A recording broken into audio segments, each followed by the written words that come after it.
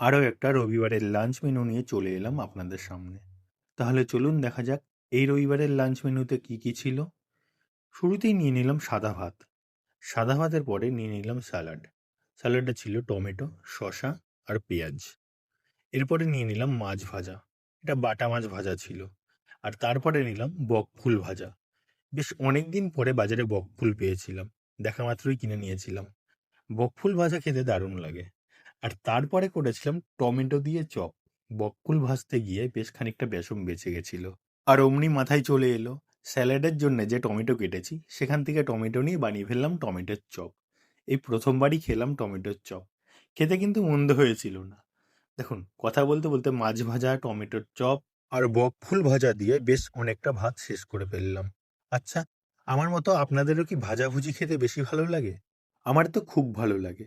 আজ দুপুরে আর বেশি কিছু করিনি তেমন। বকফুল ভাজা, টমেটোর চপ আর এক পিস বাটা মাছ ভেজে নিয়েছিলাম, সঙ্গে স্যালাড ছিল। ভাজা দিয়ে ভাত শেষ করে আবারও খানিকটা ভাত নিয়ে নিলাম। আর তারপরে নিলাম কাতলা মাছ।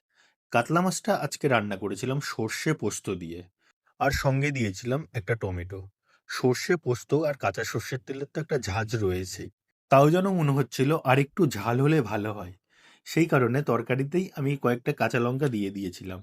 সেই লঙ্কাটা ডলে নিয়ে ভাতটা মাখানোর পরে এবারে মনে হলো ঝালটা ঠিকঠাক। সর্ষে পোস্ত দিয়ে কাতলা মাছ এই প্রথমবার বানালাম আমি।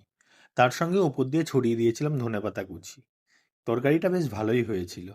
চলো তাহলে এবারে আমি আস্তে ধীরে খাওয়া দাওয়া শেষ করি। আজকের ভিডিওটা এই পর্যন্তই থাকুক। সর্ষে পোস্ত দিয়ে কাতলা মাছ আপনাদের কেমন লাগে সেটা কমেন্ট করে জানাবেন। আর ভিডিওটা যদি ভালো লাগে তাহলে একটা লাইক আর শেয়ার করে দেবেন। আর সর্ষে পোস্ত দিয়ে কাতলা মাছ রান্না করাটা কারা কারা দেখতে চান তারা কিন্তু কমেন্ট করে জানাতে একদমই ভুলবেন না।